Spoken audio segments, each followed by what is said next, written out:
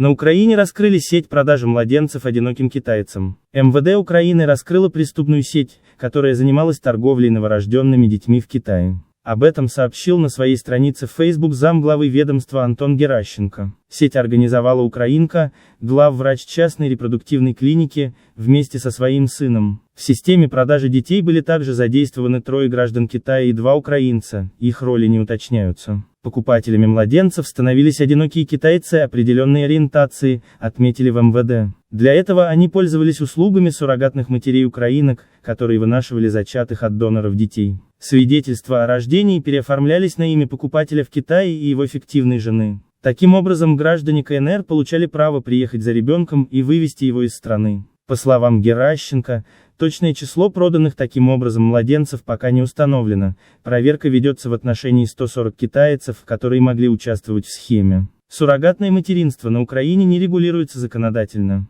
Оно прямо не запрещено законом, соответствующие контракты заключаются по образцу гражданско-правового договора. Нотариальное подтверждение такого документа не требуется.